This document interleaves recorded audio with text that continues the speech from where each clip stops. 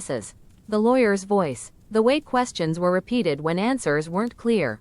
Do you recall the events of May 17th? I don't remember, Thomas had said. He had practiced that sentence. He told himself it wasn't a lie. It was confusion, trauma, shock. But memory is selective. It protects what it wants to keep and buries what it cannot survive. Thomas folded the letter carefully and placed it on the table.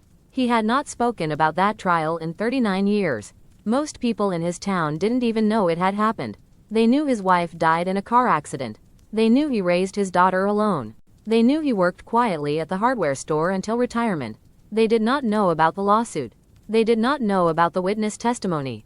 They did not know that someone had accused him of seeing something he claimed not to have seen. The phone rang. Thomas flinched. It was his daughter, Emily. "Dad, are you okay?" she asked. "You sound strange." "I'm fine," he replied too quickly. Emily paused. She had always been perceptive. "You know you can tell me things, right?" Thomas looked at the letter on the table. "There are truths that age like wine. And others that rot." "I know," he said softly. After they hung up, Thomas walked into the hallway and opened a drawer he rarely touched. Inside were newspaper clippings. Yellowed, folded, forgotten on purpose. He found the headline he had avoided for decades. "Local driver cleared after fatal collision." Beneath it, a smaller subheading. "Witness testimony deemed inconclusive." Thomas remembered that phrase clearly. Inconclusive. It had saved him, but someone else had gone to prison. And now, after nearly 4 decades, someone was reminding him of what he claimed he couldn't remember. He turned the letter over again. This time, he noticed something he hadn't before. A small line at the bottom. "I remember for you." Thomas felt something tighten in his chest. Because if someone remembered for him, then the past had not stayed buried. It had been waiting. Thomas did not sleep that night. He lay awake staring at the ceiling, watching shadows move as headlights passed across his bedroom walls. Each flicker felt like a memory trying to surface. "I remember for you." The sentence repeated itself in his mind. By morning, he had convinced himself of 3 possibilities. It was a mistake. It was a cruel joke. Or it was someone connected to the man who went to prison. There was a 4th possibility, but he avoided it. That someone had been there. Someone who saw what he saw. Thomas drove to the diner he visited every Thursday. Same booth, same black coffee. Routine had always been his defense against anxiety. But that morning, routine didn't hold. Halfway through his coffee, a woman approached his table. Mid-30s, dark coat, calm expression. "Mr. Reed?" she asked. Thomas looked up slowly. "Yes." She slid into the seat across from him without waiting to be invited. "My name is Claire Bennett," she said. "My father was Michael Bennett." The name struck immediately. Michael Bennett, the man convicted of vehicular manslaughter in 1987. The man who had insisted in court that the truck in the opposite lane had swerved first. The man Thomas said he couldn't remember clearly. Claire placed a folded newspaper clipping on the table. The same headline Thomas had read the night before. "You were the only other driver who stopped," she said evenly. "You testified that you didn't see which vehicle crossed the line." Thomas felt his throat tighten. "That's what I remember," he replied carefully. Claire studied him for a long moment.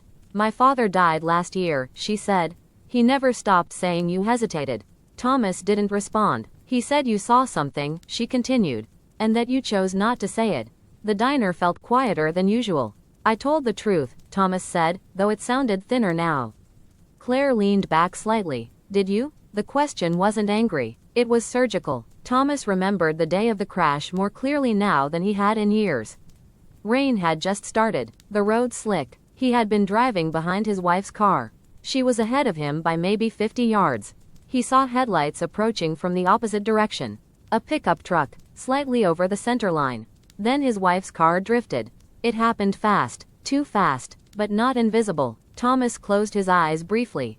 Claire watched him. "My father maintained that your wife swerved first," she said quietly.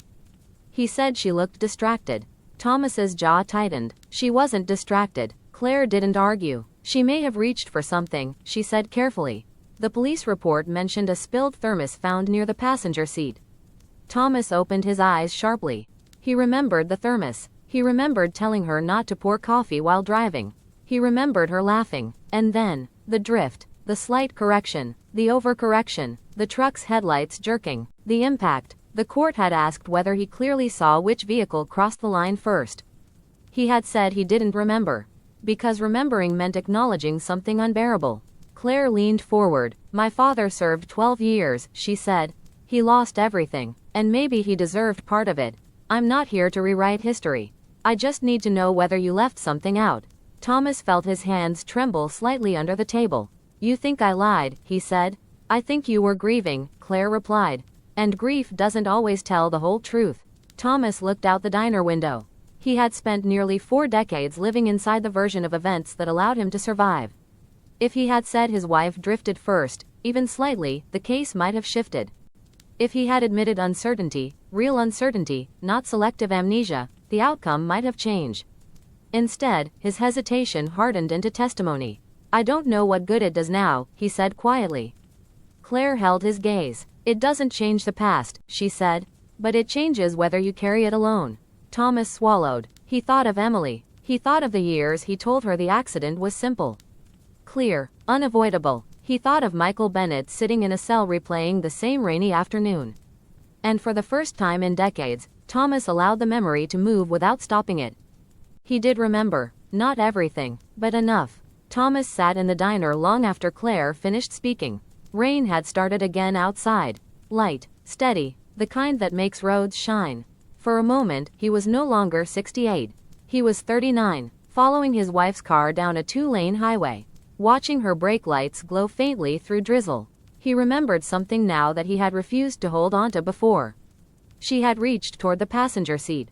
The thermos had slipped. Her car drifted slightly left. Not dramatically, not recklessly, but enough. At the same time, the pickup truck approached a curve a little too fast. Its right tires kissed the shoulder before correcting. 2 small miscalculations, 1 fatal intersection. In court, the question had been precise. Did you observe which vehicle crossed the center line first? Thomas had seen it, her tire, barely over. Then the truck reacting late. He had opened his mouth and closed it, because saying it out loud would mean the accident was not entirely someone else's fault.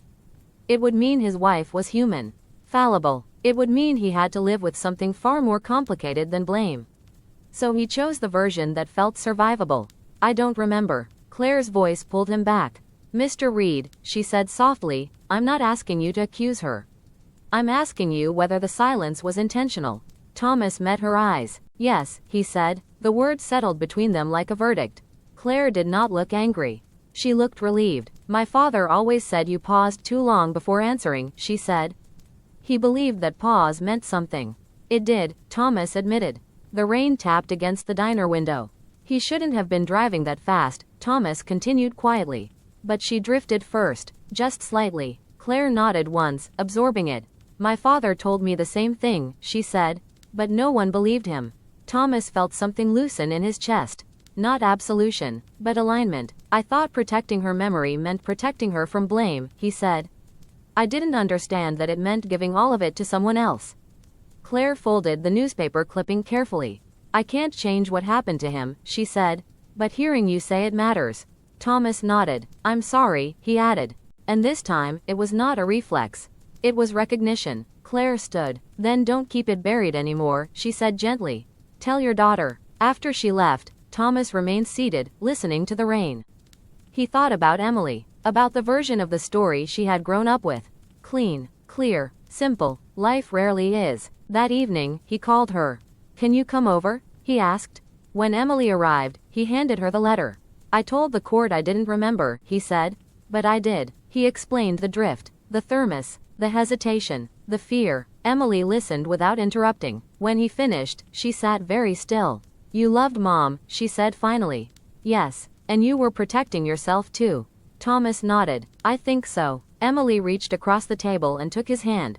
She was human, she said. That doesn't erase the love. It just makes it real. Thomas felt tears rise for the first time in years. The truth did not shatter her memory. It deepened it. Later that night, he placed the old newspaper clippings back in the drawer. But this time, he did not close it completely. Some memories are not meant to disappear.